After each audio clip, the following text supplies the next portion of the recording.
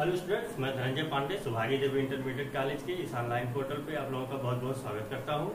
आज हम लोग देखेंगे कक्षा 9 का बायोलॉजी विषय में चैप्टर नंबर 6 जो है क्या टिश्यू। इस टिश्यू का हम लोग दूसरा पार्ट पढ़ रहे हैं। जो आपका विज्ञान का किताब है उस विज्ञान की किताब में शुरू के 4 पार्ट आपके केमिस्ट्री के हैं, 5वां पार्ट आपका सेल है, कोशिका, जो हम लोग पढ़ चुके हैं, ठीक है। और उसके बाद ये 6ठा वाला चैप्टर है हमारा क्या ऊतक। ये क्या है? ऊतक है, यानी कि टिश्यू। ऊतक जिसको कहते हैं टिश्यू, हिंदी में कहते हैं ऊतक, अंग्रेजी में टिश्यू कहते हैं। ये दूसरा पार्ट हम लोग पढ़ रहे हैं। पहले पार्ट में हम लोगों ने देखा था ऊतक की परिभाषा, देखा था कि ये ऊतक कैसे हैं, ग्रुप ऑफ सेल्स को ऊतक कहते हैं। फिर हमने देखा था कि ऊतक की परिभाषा यानी कि और भी क्या हो सकती है, ऊतक की परिभाषा क्या हो सकती है, ऊतक कितने प्रकार के होते हैं, यह भी हम लोगों ने देखा था। तो ऊतक के हम लोगों ने प्रकार में बताया था कि इनके काम के आधार पर, इनकी संरचना बनाने के आधार पर ये कई प्रकार से हो सकते हैं। तो पहला वाला प्रकार हम लोग देख रहे थे पादप, पहले पादप ऊतक पढ़ रहे थे। पादप ऊतक क्योंकि जो ऊतक है वह एनिमल में और पादप में समान नहीं होते हैं, भिन्न होते हैं। कैसे भिन्न होते हैं इसके विषय में भी चर्चा की जा चुकी है। तो पादप ऊतक हम लोग पढ़ रहे हैं। पादप में यानी पेड़ पौधों में कौन से ऊतक पाए जाते हैं? तो पेड़ पौधों में हम लोग बताया था कि जो ऊतक का प्रकार है, पेड़ पौधों में भी विभिन्न कार्य होते हैं। पेड़ पौधे की संरचना, कुछ ऊतक संरचना बनाने के काम में आएंगे, कुछ ऊतक उसको पोषण देने के काम में आएंगे, कुछ ऊतक को कोई और काम करेंगे। तो अलग अलग तरह के फंक्शन और अलग अलग तरह की क्रिया के आधार पर क्या है, ऊतक भी कई प्रकार के, तो पादप ऊतक भी कई प्रकार के। तो इनमें हमने पहला जो काइंड दिया गया, पहला जो काइंड हम लोग पढ़ रहे थे कि विभाजित होने की प्रकृति, यानी कि on the basis of the division, विभाजित होने की प्रकृति के आधार पर पादप ऊतक कितने प्रकार के होते हैं। तो विभाजित होने की प्रकृति के आधार पर 2 देखा था हमने। पहला वाला देखा था मेरिस्टेमेटिक टिश्यू, विभज्योतक। दूसरा देखा था हम लोगों ने परमानेंट टिश्यू, अस्थायी ऊतक, ठीक है। तो हमने क्या पढ़ा था? पहला जो देखा था मेरिस्टेमेटिक टिश्यू, मेरिस्टेमेटिक टिश्यू हमने पहला देखा था। मेरिस्टेमेटिक टिश्यू, विभज्योतक, जिसे हिंदी में क्या कहते हैं विभज्योतक। और दूसरा हमने देखा था परमानेंट टिश्यू। जो दूसरा था हमारा हो गया था परमानेंट टिश्यू था।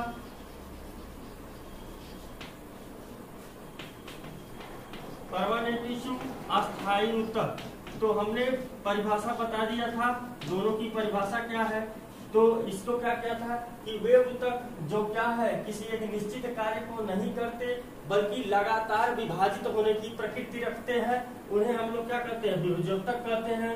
जबकि वे ऊतक जो अपनी विभाजित होने की प्रकृति को खो चुके होते हैं और किसी एक निश्चित कार्य को करते हैं, उनको परमानेंट टिश्यू कहते हैं। परमानेंट टिश्यू के विषय में बाद में बात करेंगे। हम लोग मेरिस्टेमेटिक टिश्यू को पहले देखते हैं, ठीक। हेडिंग डालिएगा मेरिस्टेमेटिक टिश्यू। क्या है मेरिस्टेमेटिक टिश्यू? विभज्योतक क्या है? तो विभज्योतक क्या है? तो सबसे पहले तो इसकी आती है परिभाषा। तो परिभाषा हम लिखेंगे तो क्या करेंगे? ये किसी वे ऊतक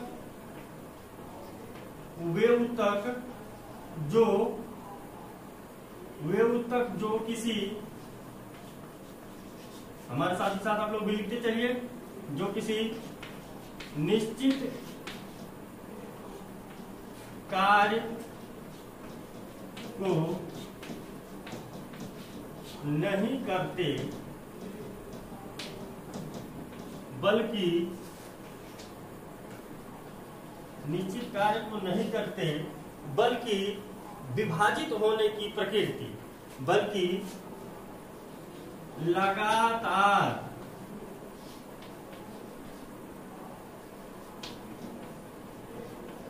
विभाजित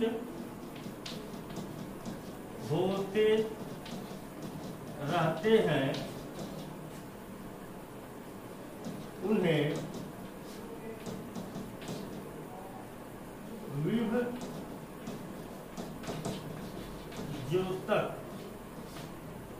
विभज्योतक कहते हैं, मेरिस्टेमेटिक टिश्यू कहते हैं, ठीक है। परिभाषा हो गया। तो मेरिस्टेमेटिक टिश्यू का परिभाषा क्या होगा? वे ऊतक जो किसी निश्चित कार्य को नहीं करते, बल्कि लगातार विभाजित होते रहते हैं, विभाजित होने की प्रकृति रखते हैं। जैसा भी आप लोग लिख पाइए अपनी भाषा में, लगातार विभाजित होते रहते हैं, उन्हें विभज्योतक या मेरिस्टेमेटिक टिश्यू कहते हैं। ठीक है, परिभाषा क्लियर? वे ऊतक जो किसी निश्चित कार्य को नहीं करते बल्कि लगातार विभाजित होते रहते हैं, उन्हें क्या कहते हैं? विभज्योतक कहते हैं। तो विभाजित होगा तो क्या होगा? वृद्धि होगी, जाहिर सी बात है, विभाजन होगा वृद्धि होगी। ये तो आपकी परिभाषा हो गई, परिभाषा को मिटाते हैं। ठीक, सेकंड देखते हैं, वीडियो को पॉज करके नोट कर लीजिएगा परिभाषा भी। सेकंड पॉइंट क्या है इसका कि अगर मान लीजिए कि विभाजन हो रहा है, लगातार विभाजन हो रहा है, तो लगातार काम कर रहा है, विभाजन हो रहा है, लगातार विभाजित होते रहते हैं, ऐसा नहीं रेस्ट नहीं करता, लगातार विभाजित होता रहता है, तो लगातार काम कर रहा है। तो लगातार काम करने के चलते इसका जो है, इसका मेटाबॉलिक रेट, इसका जो है मेटाबॉलिक रेट काफी अधिक होता है। काफी नहीं, बहुत अधिक लिखिए।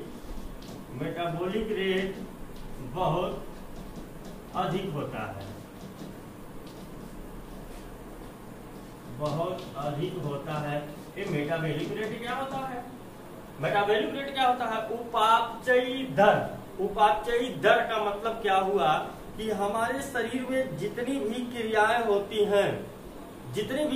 होती हैं, जैसे मान लीजिए कि सांस ले रहे हैं, आराम से हम सांस ले रहे हैं, ठीक है, आराम से सांस ले रहे हैं, ठीक, भोजन किया, आराम से भोजन पच गया, ब्लड सर्कुलेशन हमारा नॉर्मल है, यानी कि हार्ट बीट क्या है? नॉर्मल है, सांस ले रहे हैं, नॉर्मल है, हार्ट बीट नॉर्मल है।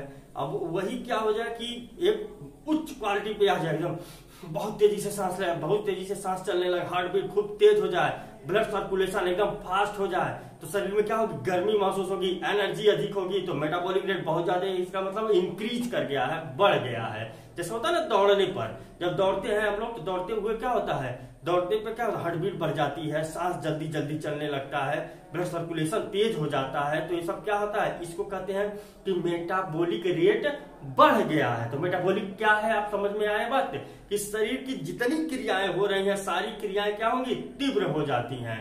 तो यहाँ पर मनुष्य की बात नहीं की जा रही है, यहाँ पौधों की बात कर रही है। तो पौधों में होने वाली जितनी भी क्रियाएं होती हैं बहुत तीव्र होती हैं। मेटाबॉलिक रेट क्या होता है? उस जगह पर, जिस जगह पर मेरिस्टेमेटिक टिश्यू पाया जाएगा, उस जगह पर यह मेटाबॉलिक रेट क्या होगा? सॉरी, यह भी है, मेटाबॉलिक रेट काफी उच्च होगा। जब ज्यादा उच्च, क्योंकि लगातार काम कर रहे हैं, तो जब लगातार काम करेगा तो उसका मेटाबॉलिक रेट जाहिर सी बात है उच्च होगा। ठीक है, जैसे हम लोग लगातार दौड़ते हैं तो मेटाबॉलिक रेट उच्च हो जाता है। तीसरा चीज कि ये पाया कहाँ जाएगा? तो ये ऊतक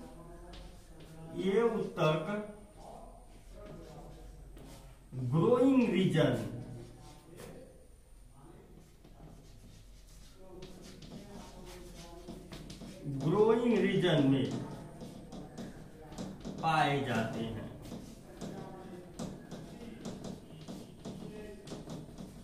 ग्रोइंग रीजन में पाए जाते हैं, ठीक है। ग्रोइंग रीजन क्या होता है? यानी कि जो ग्रो, यानी कि जहां से विकास होता है, जहां से विकास शुरू होता है किसी पौधे का, उस रीजन में पाए जाते हैं ये ऊतक। तो भाई जब मान लीजिए कि जो पहले बीज था, जो भ्रूण है, उसमें सबसे पहले नीचे क्या निकलता है? ऊपर आपका एम्ब्रियो निकलेगा और नीचे क्या निकलेगा? वो रूट निकलेगा, जड़ निकलेगा। तो एक ऊपर वाला भाग, एक नीचे वाला भाग, ठीक है। एक ऊपर वाला भाग है, एक नीचे वाला भाग है।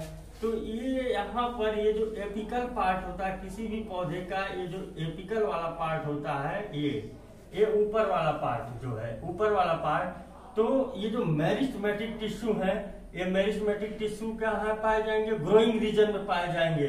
तो ज्यादा से अधिकाधिक संख्या में, ज्यादातर संख्या में, अधिकाधिक संख्या में किसी भी पौधे के ये एपिकल वाले पार्ट में, ऊपर वाले पार्ट में, ये इस पार्ट को कहते हैं एपिकल पार्ट। एपिकल यानी शीर्ष वाला पार्ट, ठीक है, ये शीर्ष वाला पार्ट है।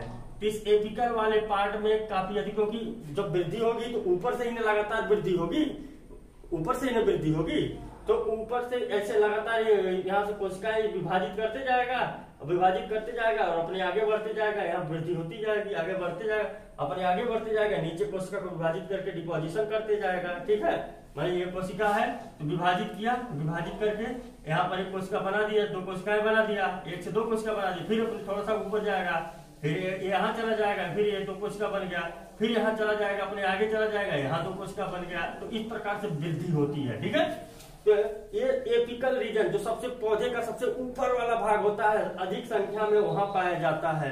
नीचे भी पाया जाता है, जो जड़ वाला भाग होता है आपका, ये स्टेम वाला जो भाग होता है, स्टेम वाले भाग में, स्टेम वाले भाग में मूल रोम है आपके, ये यहाँ से भी वृद्धि होता है। ठीक है, जड़ में भी वृद्धि होती है, एक यहाँ से वृद्धि होगी, एक ऊपर से वृद्धि होगी। तो ये जड़ वाले भाग में भी कहा क्या है, जड़ वाले भाग में भी पाया जाता है आपका क्या, मेरिस्टेमेटिक टिश्यू। तो मेरिस्टेमेटिक टिश्यू कहाँ पाया जाता है, ग्रोइंग रीजन में पाया जाता है, यानी कि जहां से किसी भी पौधे में ग्रोथ होता है, जहां से विकास होता है, उस जगह पर मेरिस्टेमेटिक टिश्यू अधिक पाए जाते हैं। तो विकास जो होता है पौधे में सबसे शीर्षस्थ भाग पे होता है और जड़ में होता है अधिक। तो जड़ में और शीर्षस्थ भाग में इनकी जो क्वांटिटी है मेरिस्टेमेटिक टिश्यू की वह अधिक होती है। ठीक है, अब देख लीजिए ये करता क्या है, नेक्स्ट करता क्या है, ये प्राइमरी प्लांट्स बॉडी का निर्माण करता है। यह primary plant body, primary plant body का निर्माण करता है। प्राइमरी प्लांट बॉडी का निर्माण, प्राइमरी का मतलब क्या हुआ कि पहले इम्ब्रियो था, पहले मान लीजिए इम्ब्रियो था, भ्रूण था, बीज में क्या था, भ्रूण था। अब भ्रूण निकला तो अभी पौधा नहीं बना है, ऊपर भ्रूण निकल गया, नीचे क्या, भ्रूण में नीचे क्या है, जड़ है, ऊपर क्या है, भ्रूण में नीचे जड़ है। ये आपका मान लीजिए एक इम्ब्रियो था, तो ऐसे इसमें क्या है, ऊपर ये निकल गया आपका, ये पौधे के रूप में, शूट के रूप में डेवलप होगा, और नीचे क्या है आपका, ये जड़ वाला भाग है। तो ये यहाँ पर भी पाया जा रहा है मेरिस्टेमेटिक टिश्यू अधिक, यहाँ पर भी मेरिस्टेमेटिक टिश्यू अधिक पाया जा रहा है। ठीक है, तो अब जब वृद्धि होगा तो ये जब प्लांट का रूप लेगा, यानी शूट जब बढ़ेगा, जब प्लांट का रूप लेगा, तो ये अभी भ्रूण है, अब भ्रूण से जब ये बढ़ करके आपका प्लांट बनाएगा, फिर आगे चल के जब ये प्लांट का निर्माण करेगा, तो जो प्राइमरी यानी प्राथमिक रूप से जो पहले, सबसे पहले जो पौधा बना, तो इस सबसे पहले पौधे के निर्माण में भी जो भाग लेता है वो कौन भाग लेता है, मेरिस्टेमेटिक टिश्यू भाग लेता है। तो ये हुआ मेरिस्टेमेटिक टिश्यू आपका। ठीक, तो ये मेरिस्टेमेटिक टिश्यू। अब मेरिस्टेमेटिक टिश्यू भी कई प्रकार के होते हैं, देखते हैं कितने प्रकार के होते हैं। तो इसको नोट कर लीजिएगा, आप लोग स्क्रीनशॉट ले लीजिए, या फिर जैसे भी हो आप लोग वीडियो को पॉज करके नोट कर सकते हैं इसको। ठीक है, मिटाते हैं।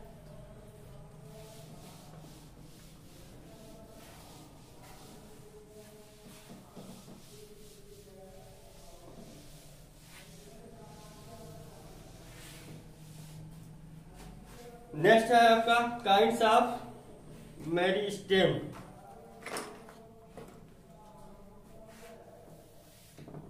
अब पादप ऊतक के प्रकार में हम लोग क्या पढ़ रहे हैं, मेरिस्टेमेटिक टिश्यू पढ़ रहे हैं।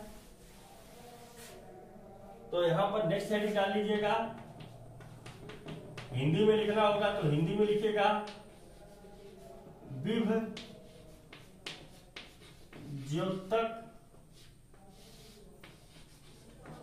के प्रकार, विभज्योतक के प्रकार लिखिएगा। ठीक है,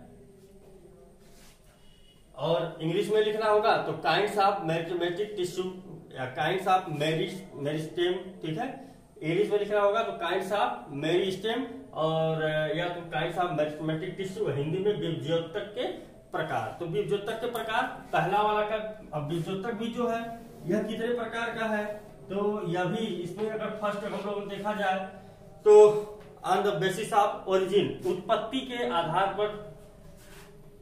पहला है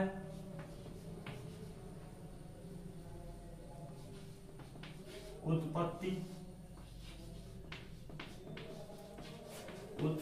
के आधार पर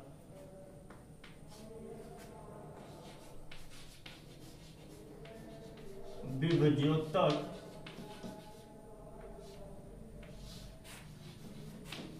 के प्रकार, उत्पत्ति के आधार पर विभज्योतक के प्रकार। ठीक है, तो उत्पत्ति के आधार पर जो विभज्योतक है वो दो प्रकार के होते हैं। मेरिस्टेमेटिक टिश्यू दो प्रकार के हैं अगर उत्पत्ति के आधार पर देखा जाएगा तो। कौन कौन से हैं? प्राइमरी और सेकेंडरी। ठीक है, प्राइमरी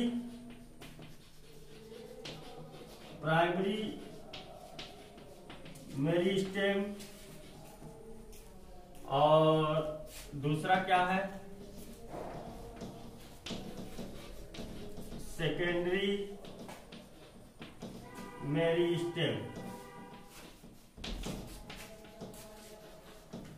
दूसरे वर्डों में लिख सकते हैं इसको प्राइमरी मेरिस्टेमेटिक टिश्यू या सेकेंडरी मेरिस्टेमेटिक टिश्यू। हिंदी में लिखना रहे तो प्राथमिक विभज्योतक और ये क्या है? द्वितीयक विभज्योतक। प्राथमिक विभज्योतक और ये क्या है?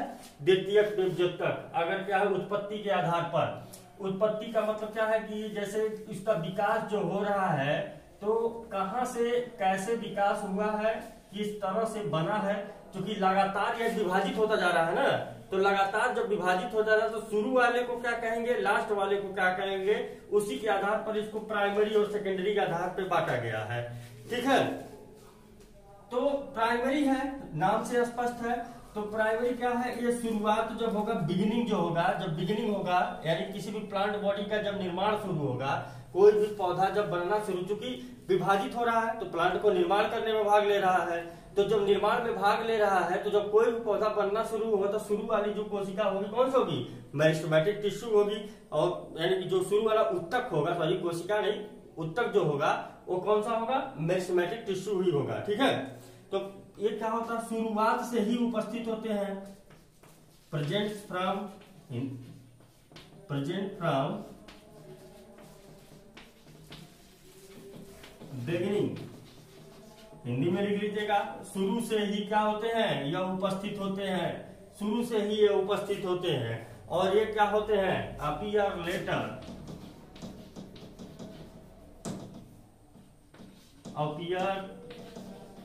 लेटर, ये बाद में विकसित होते हैं। ठीक है, पहला पॉइंट क्या है कि प्राइमरी जो मेरिस्टेम है, प्राइमरी मेरिस्टेम क्या होता है? यह शुरू से ही उपस्थित होता है। प्रेजेंट है आपका। ठीक है, ये शुरू से ही विकसित होता है, शुरू से ही पाया जाता है किसी भी पौधे के विकास में, और ये पौधे का विकास हो जाने के बाद उपस्थित होता है, सेकेंडरी मेरिस्टेम होता है। ठीक है, प्राइमरी मेरिस्टेम जो है, प्राइमरी जो मेरिस्टेम है, तो ये प्राइमरी जो मेरिस्टेमेटिक टिश्यू है या प्राथमिक जो विभज्योतक है, तो जो शुरू में बनना जब शुरू होता है तो उसके कुछ अलग नाम है जो विकास करके वह पौधे के अलग अलग भागों को बनाते हैं। ठीक है, देख लीजिए कौन किस भाग को बनाता है। आपका पहला प्रोटोडर्म बनता है। सबसे पहले क्या बनता है? जब विभाजित यानी कि जब भ्रूण अवस्था में भ्रूण है, अब भ्रूण जब विभाजन करना शुरू किया, तो विभाजन करना जब शुरू किया तो शुरू करने पर जो सबसे पहली चीज बनाएगा वो क्या बनाएगा? प्रोटोडर्म बनाएगा। सबसे पहले क्या बनाएगा? प्रोटोडर्म बनाएगा। ठीक है, प्रोटोडर्म बनाएगा। और यह प्रोटोडर्म किस चीज का निर्माण करेगा? बाद में जब जाकर के जब विकसित होगा, तो अभी भ्रूण अवस्था में विभाजित किया है तो पहले प्रोटोडर्म बनाएगा, और जब विकास होगा कुछ समय के बाद, जब वो पौधा विकास होगा पौधे का, तो विकास विकसित होने पर बनाएगा वह क्या? एपिडर्मिस बनाएगा। क्या बनाएगा? एपिडर्मिस बनाएगा। ठीक है, इसके विषय में हम लोग पढ़ेंगे बाद में। एपिडर्मिस किसी भी चीज का बाहरी लेयर होता है, किसी भी कोशिका का यह सबसे बाहरी लेयर कौन सा होता है? एपिडर्मिस होता है। किससे बनेगा? प्रोटोडर्म से बनेगा। ठीक है, फिर ग्राउंड मेरिस्टेम है। दूसरा क्या है आपका? दूसरा बनेगा ग्राउंड मेरिस्टेम। बाहर से अंदर की तरफ बता रहे हैं, किसी भी पौधे में से बाहर से पौधा है ना, बाहर से अंदर की तरफ, तो सबसे पहले क्या बनाया, प्रोटोडर्म बनाया। इस प्रोटोडर्म से आपका क्या बनेगा, एपिडर्मिस बनेगा। अब इसके अंदर की बात कर रहा है, इसके अंदर, तो इसके अंदर जो बना रहा है ग्राउंड मेरिस्टेम। ग्राउंड मेरिस्टेम जो है बाद में चल करके, जो ये ग्राउंड मेरिस्टेम है, ये जो ग्राउंड टिश्यू है, ग्राउंड द्विजोतक जिसे कह सकते हैं, तो यह बनाएगा ग्राउंड टिश्यू का निर्माण करेगा, ग्राउंड टिश्यू का निर्माण करेगा, ये ग्राउंड टिश्यू का निर्माण करेगा। ठीक है, बाहर से अंदर की तरफ हम लोग घुस रहे हैं। फिर प्रोकैम्बियम, फिर यहां पर होगा आपका क्या, प्रोकैम्बियम। ये नेक्स्ट है, थर्ड है आपका प्रोकैम्बियम। प्रोकैम्बियम बनाएगा प्राइमरी मेरिस्टेम, कौन सा क्या बनेगा, प्रोकैम्बियम। और ये प्रोकैम्बियम जब आगे विकसित होगा तो बना लेगा क्या, जाइलम एंड फ्लोएम का निर्माण करेगा। ठीक है, जाइलम एंड फ्लोएम का निर्माण करेगा। फिर चौथा वाला जो पार्ट है क्या है, कैलिट्रोजन।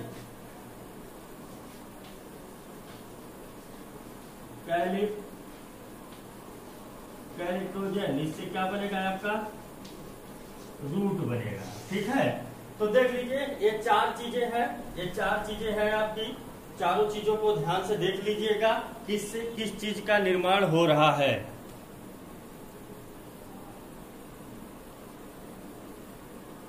ठीक, तो यहां पर हम लोग देख रहे हैं प्रोटोडर्म है, ये प्रोटोडर्म है, जो बाहर वाला लेयर है, प्रोटोडर्म से विकसित होगा क्या, एपिडर्मिस का निर्माण होगा। फिर नीचे क्या है, ग्राउंड मेरिस्टेम है। इसके बाद एपिडर्मिस के नीचे ये जो ग्राउंड वाली चीज है, ग्राउंड टिश्यू जो है, ये ग्राउंड मेरिस्टेम जो पाया जा रहा है, ये विभेदक जो यहाँ पर पाए जाएंगे, ये बनाएंगे क्या, बना देंगे ग्राउंड टिश्यू का निर्माण कर लेंगे बाद में विकास होने पर। फिर उसके बाद प्रोकैम्बियम यहाँ पर पाया जाएगा, ये देख लीजिए प्रोकैम्बियम में पाया जा रहा है जालीदार। ये प्रोकैम्बियम जब विकास करेगा तो इसी के द्वारा जाइलम भी बन जाएगा और फ्लोएम भी बन जाएगा। क्या है जाइलम, क्या है फ्लोएम, हम लोग पढ़ेंगे बाद में। जाइलम भी बन जाएगा, फ्लोएम।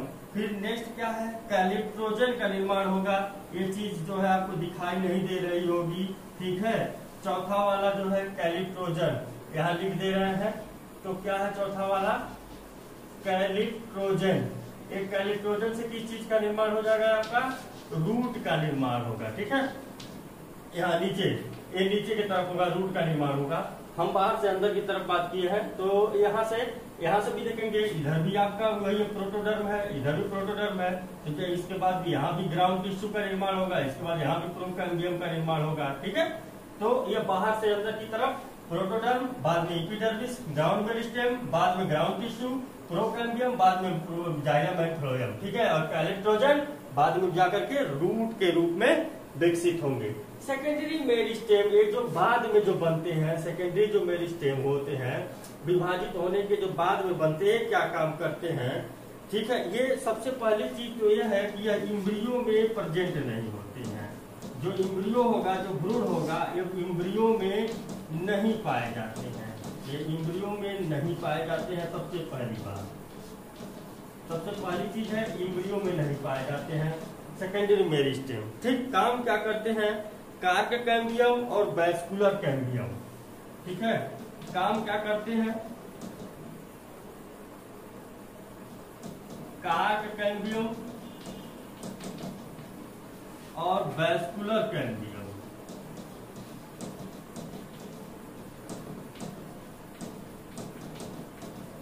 कार्क कैम्बियम और वैस्कुलर कैम्बियम का निर्माण करते हैं। ठीक है,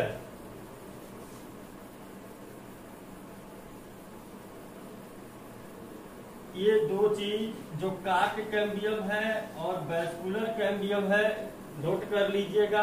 सेकेंडरी मेरिस्टेम है cork cambium, vascular cambium secondary meristem है, जो प्राइमरी मेरिस्टेम से जब बाद में डेवलप होता है। और यह सेकेंडरी जो मेरिस्टेम है, यह काम क्या करता है, मोटाई में वृद्धि करने का काम करता है। ठीक है, यानी कि ये जो आपका जो प्राइमरी मेरिस्टेम है, ये लंबाई में आपकी वृद्धि जो कर रहे हैं, लेकिन ये सेकेंडरी जो मेरिस्टेम है कार्क कैम्बियम और वैस्कुलर कैम्बियम, ये पौधे के मोटाई में वृद्धि करने का काम करता है। ठीक है, यानी कि जब पौधा अपनी लंबाई को प्राप्त कर लेता है, तो लंबाई को पूरा प्राप्त करने के बाद इन कार्ड कैम्बियम और वैस्कुलर कैम्बियम जो कि सेकेंडरी मेरिस्टेम है, इनके द्वारा पौधा क्या होता है, मोटा होता है। ठीक, तो ये चीजें इतनी आपको समझ में आ गई।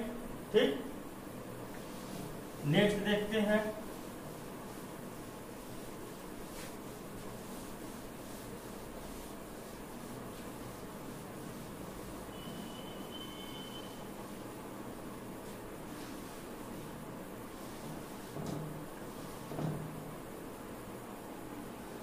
नेक्स्ट हम लोग देखते हैं मेरिस्टेम के प्रकार। पहला हम लोगों ने देखा ओरिजिन के आधार पर मेरिस्टेम कितने प्रकार के होते हैं।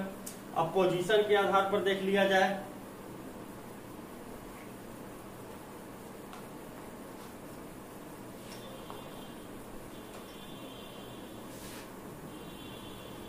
दूसरा है आपका on the basis of position, स्थिति के आधार पर मेरिस्टेम कितने प्रकार के होते हैं। स्थिति का मतलब कि किस जगह पर पाए जा रहे हैं, इनके पाए जाने वाली स्थिति के आधार पर यह मेरिस्टेम कितने प्रकार के होते हैं। तो यह अगर पाए जाने वाली स्थिति की बात किया जाए तो यह 3 प्रकार के होते हैं। ठीक है, एपिकल प्लांट 1 2 3 प्रकार का है। पहला क्या है, एपिकल मेरिस्टेम। दूसरा क्या है, इंटर कैलरी मेरिस्टेम। तीसरा क्या है, लेटरल मेरिस्टेम। 3 है, apical meristem, inter calorie meristem और लेटरल मेरिस्टेम। हिंदी में किसका क्या नाम है, हिंदी में किसका क्या नाम है लिख लीजिएगा। एपिकल को हिंदी में कहते हैं शीर्षस्थ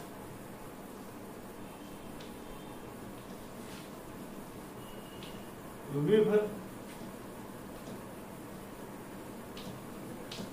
शीर्षस्थ विभज्योतक। इंटर कैलरी मेरिस्टेम को क्या कहते हैं, अंतर्विष्ट, अंतर्विष्ट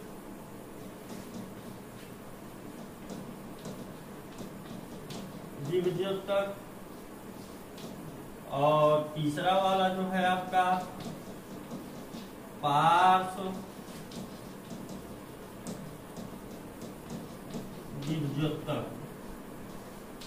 ठीक है, 3 विभज्योतक आपका on the basis of position, position के आधार पर 3 नोट कर लीजिए इसको। 3 क्या है, एपिकल मेरिस्टेम, शीर्षस्थ विभज्योतक। दूसरा कौन सा, इंटर कैलरी मेरिस्टेम, अंतर्विष्ट विभज्योतक। और तीसरा क्या है, लेटरल मेरिस्टेम, पार्श्व विभज्योतक। 3 विभज्योतक है। 3 मेरिस्टेम स्थिति के आधार पर 3 प्रकार के यह विभज्योतक पाए जाते हैं किसी भी प्लांट बॉडी में। नोट करिएगा, स्थिति को इनकी हम दिखाते हैं आपको। ठीक, तीनों को नोट करिएगा, स्थिति को दिखाया जा रहा है।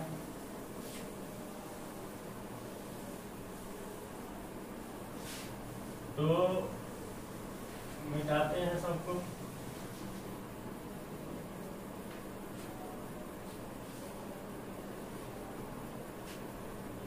ये आपका अगर कोई प्लांट बॉडी हम देख रहे हैं, इस प्लांट बॉडी में अगर ये आपका एपिकल सबसे ऊपर वाला पार्ट है, ये सबसे ऊपर वाला पार्ट है, और इस प्रकार से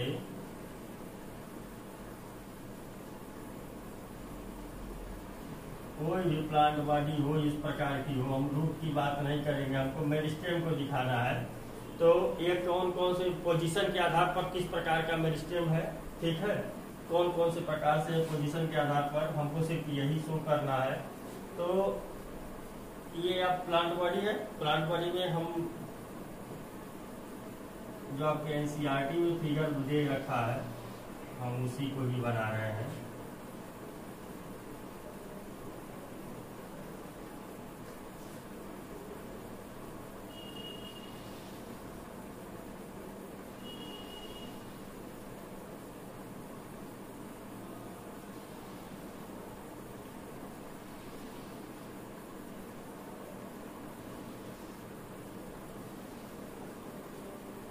ठीक है, ये वाला जो पार्ट है आपका, ये एपिकल वाला जो पार्ट है, शुरू वाला जो पार्ट है, तो इसे क्या कहते हैं हम लोग? शीर्ष वाला भाग कहते हैं। ये आपका शीर्ष वाला भाग है, ये सबसे ऊपर।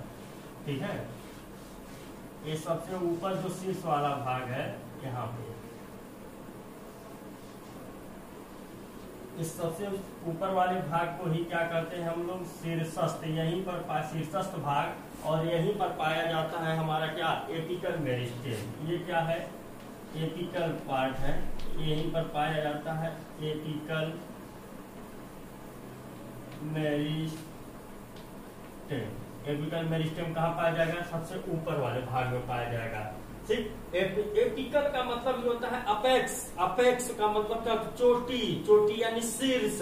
तो ये शीर्ष वाला भाग है, शीर्ष वाला भाग है, शीर्ष वाले भाग में पाया जाएगा एपिकल मेरिस्टेम। यहीं से क्या होगा? विभाजन, मैक्सिमम क्वांटिटी में, ज्यादा से ज्यादा संख्या में सबसे अधिक मेरिस्टेम एपिकल वाले भाग में ही पाया जाता है। क्योंकि किसी भी पौधे की लंबाई में अगर विकास होगा तो विकास कैसे होगा?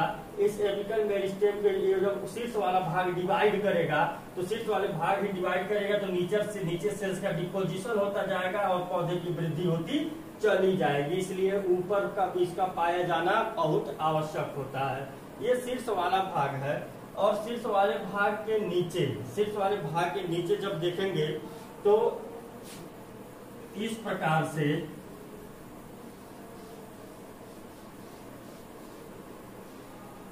ये आपको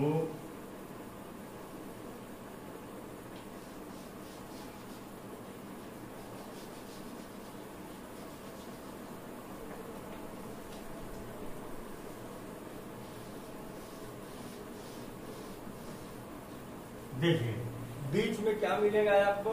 बीच में मिलेगा आपको इंटर कैलरी मेरिस्टेम। बीच में मिलेगा आपको इंटर कैलरी मेरिस्टेम।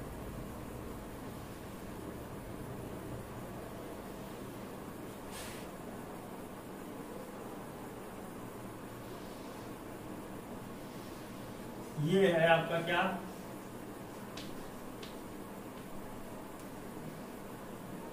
अलग तरफ से लिख लीजिए। ये आपका है इंटर कैलरी मेरिस्टेम। ठीक है, इंटर कैलरी मेरिस्टेम बीच में पाया जाता है। ये इसको यहाँ जो पाया, ये तो मान लीजिए हमको एपिकल मेरिस्टेम का काम समझ में आ रहा है कि विभाजित होगा, पौधा लंबाई में वृद्धि करेगा। तो जब ये विभाजित होकर के लंबाई में वृद्धि कर ही रहा था और इसके बीच बीच में क्या स्थित है? आपके परमानेंट टिश्यू है। यहाँ पर परमानेंट टिश्यू है, यहाँ पर परमानेंट टिश्यू है, यहाँ पर परमानेंट टिश्यू है, यहाँ पर परमानेंट टिश्यू है, यहाँ पर परमानेंट टिश्यू है। तो इन परमानेंट टिश्यू के बीच में या apical meristem, inter calorie meristem के पाया जाएगा रीजन क्या है? इंटर कैलरी जो मेरिस्टेम पाया जाता है नोडल रीजन में पाया जाता है। हमेशा याद रखिएगा, यहाँ पर कौन सा रीजन है? आपका नोडल रीजन है। ये क्या है? आपका नोड है। ठीक है, नोड यानी कि गांठ है, नोड यानी कि गांठ है। ठीक है, नोडल रीजन है। ये ज्यादातर मैक्सिमम पाया जाता है किसमें? घास में पाया जाता है। घास आप लोग देखे होंगे कि जो घास होती है तो घास कुछ इस तरीके का होता है, कुछ ऐसे इस तरीके का होता है। थोड़ा सा होगा, मान लीजिए ग्रास है तो ये आपका ये इसका लीफ है, तो लीफ में आगे देखेंगे कि ऐसे यहाँ पर थोड़ा सा गांठ होता है, फिर ऐसे होता है, फिर ऐसे होता है और पत्तियां इसकी ऐसे लगी होती हैं। ठीक है, कुछ इस तरह से पत्तियां लगी होती हैं। घास है, कोई भी घास हम देख ले रहे हैं, कोई भी घास। तो अगर मान लीजिए कि हम कह रहे हैं कि जो विकास हो रहा है पौधे का वह एपिकल मेरिस्टेम, ज्यादा से ज्यादा विकास, जो लंबाई में विकास एपिकल मेरिस्टेम से हो रहा है, तो एपिकल मेरिस्टेम अगर ना रहे, मान लीजिए कोई जानवर जो है ग्रेजिंग एनिमल जो चरते हैं, सब पशु गए सब ऊपर से चर लिए, जब चर लिए तो इसको क्या किए, खा लिए सब, तो ये जब खा लिए यहाँ से हो गया ये खत्म, तो एपिकल मेरिस्टेम खत्म। तो ये बताइए जब एपिकल मेरिस्टेम खत्म हो गया तो इसका विकास कैसे होगा, घास का विकास कैसे होगा, घास विकास ही नहीं हो कर पाएगा, क्या उतना ही बड़ा रह जाएगा, लेकिन उतना ही बड़ा रह जाएगा। आप लोग खुद सोचिए, रहता है नहीं रहता। आज चर के गए, एक हफ्ते बाद पुनः वो क्या करता है, घास वृद्धि करना शुरू कर देता है। तो ये जो गांठें होती हैं, ये जो गांठें होती हैं, यहीं पर पाया जाता है आपका क्या, इंटरकैलरी मेरिस्टेम। इसमें भी विभाजित होने की प्रकृति पाई जाती है और विभाजित होकर के यह क्या करता, पार्श्व कलिका का निर्माण करता। किसका, पार्श्व कलिका। तो यहाँ से आपका नया पत्ती निकलना शुरू हो जाएगा। ठीक है, यहाँ से आपका नया पत्ती निकलना शुरू हो जाएगा इस इंटरकैलरी वाले पार्ट से। अगर आपका एपिकल पार्ट चर गया, कोई जानवर काट दिया गया, कोई खा लिया, तो उस कंडीशन में क्या होगा, यह इंटरकैलरी मेरिस्टेम से क्या होगा, विकास होना उस प्लांट का शुरू हो जाएगा। ठीक है, इसलिए इंटरकैलरी मेरिस्टेम पाया जाता है, घासों में अधिक संख्या में पाया जाता है। ठीक, इसके बाद क्या है हमारा, लेटरल मेरिस्टेम है। क्या है, लेटरल मेरिस्टेम है। तो लेटरल मेरिस्टेम जो था, ये देख लीजिए, ये क्या है आपका, वर्टिकल है, यह वर्टिकल लाइन में पाया जाता है।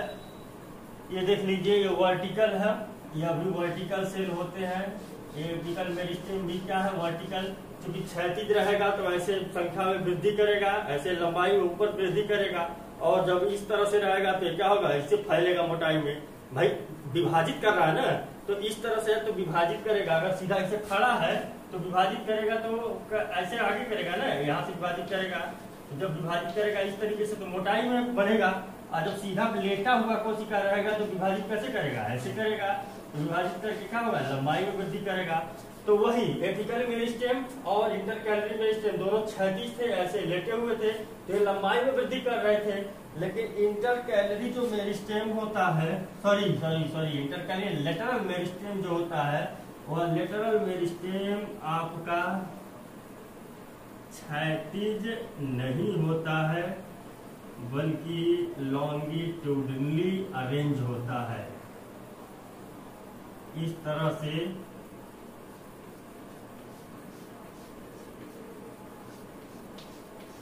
लॉन्गिट्यूडनली अरेंज होता है ये।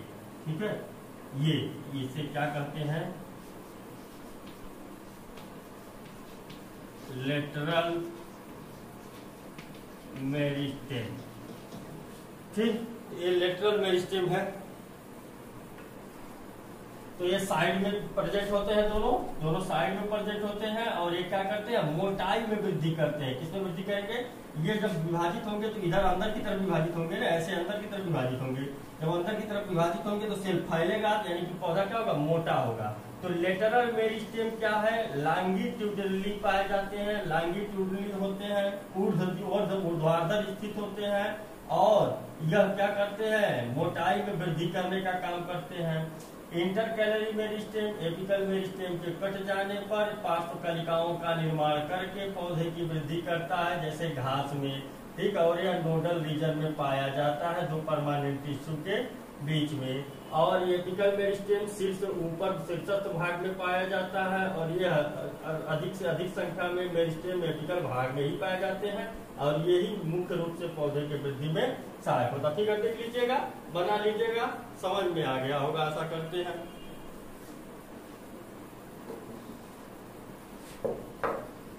मिटाते हैं इसको भी।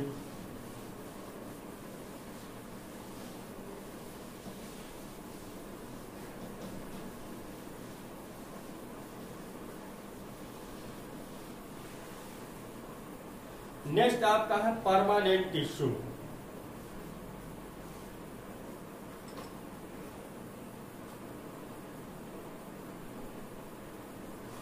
नेक्स्ट है सेकेंड पहला तो हम लोगों ने पढ़ लिया क्या, पहला हम लोग पढ़ लिया मेरिस्टेमेटिक टिश्यू। ठीक है, मेरिस्टेमेटिक टिश्यू हम लोगों ने पढ़ लिया। मेरिस्टेमेटिक टिश्यू क्या है, जो विभाजित होता है लगातार, कोई स्पेशल काम नहीं करता है। अब नेक्स्ट क्या है हमारा, permanent tissue. Second permanent tissue, Hindi में क्या कहते हैं, अस्थाई ऊतक। हिंदी में कहते हैं अस्थाई ऊतक, परमानेंट टिश्यू। ठीक है, सेकेंड पार्ट परमानेंट टिश्यू। परिभाषा इसकी क्या होगी परमानेंट टिश्यू की, आपको बताया दिया गया था परमानेंट टिश्यू की परिभाषा क्या है।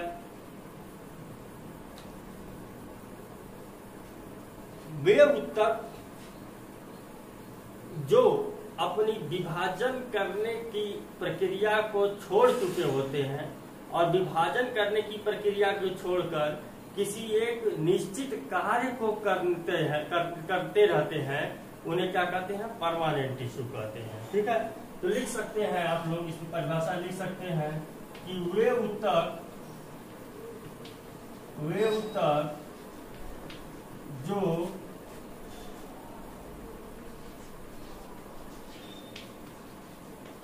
विभाजन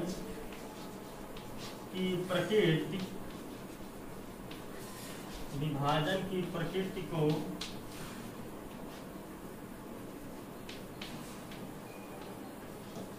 छोड़कर किसी निश्चित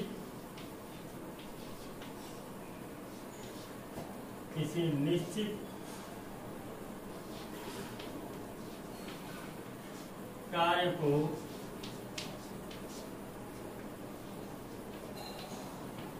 करते हैं, उन्हें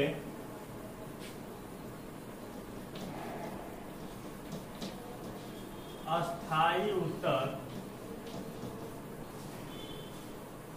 कहते हैं। ठीक है, बात समझ में आ गई कि जो ऊतक अपनी विभाजन, क्योंकि आपको बताया गया था कि शुरू में जो भ्रूण था, तो भ्रूण से सबसे पहले मेरिस्टेमेटिक टिश्यू ही बनेंगे, क्योंकि जब विभाजित होंगे तो ही क्या होगा कि वृद्धि करेंगे। अब वृद्धि करने के बाद उसी मेरिस्टेमेटिक टिश्यू से ही अलग अलग प्रकार के टिश्यू का निर्माण होगा। ठीक, तो वो जो मेरिस्टेमेटिक टिश्यू जो अपना विभाजन करने की प्रकृति छोड़ चुका होता है, जिसमें विभाजन करने की प्रकृति नहीं रहती है और वह कोई निश्चित काम को संपादित कर, किस काम को संपादित करेगा आगे हम लोग देखेंगे। विभाजन करने की प्रकृति को छोड़ करके किसी निश्चित कार्य को संपादित करता है, कोई निश्चित कार्य करता है, कोई निश्चित क्रिया करता है, तो उस टिश्यू को हम लोग क्या कहते हैं, अस्थाई ऊतक कहते हैं, परमानेंट टिश्यू कहते हैं, यानी कि अस्थाई हो चुका होता है। ठीक है, अब परमानेंट टिश्यू कितने प्रकार के होते हैं, तो ये आपका परिभाषा हो गया। अब परमानेंट टिश्यू के प्रकार की अगर बात किया जाए तो परमानेंट टिश्यू भी आपका दो प्रकार का है, सिंपल एंड कॉम्प्लेक्स। पहला है simple permanent tissue, simple permanent tissue, और दूसरा है कॉम्प्लेक्स परमानेंट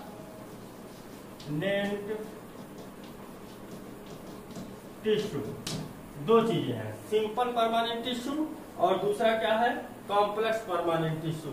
ठीक है, तो ये दोनों क्या होते हैं, सिंपल परमानेंट टिश्यू क्या होते हैं, कॉम्प्लेक्स परमानेंट टिश्यू क्या होते हैं, दोनों को हम लोग दोनों को देख लीजिए, समझ लेते हैं। सिंपल परमानेंट टिश्यू जो होता है एक ही प्रकार की कोशिका से मिलकर के बना होता है, सिर्फ और सिर्फ एक प्रकार की कोशिका से मिलकर के बना होता है। मतलब क्या है, एक प्रकार की कोशिका से मिलकर के बने होने का मतलब क्या है कि जैसे कोशिकाओं के भी कई प्रकार हैं, कोशिकाओं के भी कई प्रकार हैं, तो स्ट्रक्चर में कह लीजिए या फिर फंक्शन के हिसाब से कह लीजिए कि जो कोशिकाएं हैं ये भी कई प्रकार की होती हैं। तो इसमें कह रहा है कि सिर्फ एक प्रकार की कोशिकाओं से मिलकर, जैसे हार्ट है ना, तो हार्ट को बनाने में कार्डियक सेल्स भाग लेते हैं। आपका लंग्स है तो वहां पर लंग्स है तो पल्मोनरी सेल्स होते हैं। यहाँ पर आप किडनी है तो रीनल सेल्स होते हैं। ठीक, तो इस प्रकार से सेल्स अलग अलग कोशिकाएं अलग अलग ऊतक का निर्माण करती हैं। तो वही कह रहा है कि सिंपल परमानेंट टिश्यू में कह रहा है कि इसमें सिर्फ एक ही प्रकार की कोशिकाओं के द्वारा यह बनता है। ठीक है, और ये क्या होता है, विभिन्न प्रकार की कोशिकाओं के मिलने से बनता है। कॉम्प्लेक्स टिश्यू ये विभिन्न प्रकार की कोशिकाओं से मिलने से बनता है। ये एक ही प्रकार की कोशिकाओं से मिलकर के बना होता है। ठीक है, तो अब हम लोग क्या है कि नेक्स्ट वीडियो में देखेंगे कि simple permanent tissue and complex permanent tissue पौधों में होते क्या है, सिंपल परमानेंट टिश्यू इसका काम क्या है, कहाँ पाए जाते हैं, कॉम्प्लेक्स परमानेंट टिश्यू कहाँ पाए जाते हैं, इनका काम क्या होता है, डिटेल में हम लोग देखेंगे नेक्स्ट वीडियो में। इस वीडियो में कोई दिक्कत होगा तो आप लोग व्हाट्सएप ग्रुप में अपने पूछ लीजिएगा। Thanks for watching.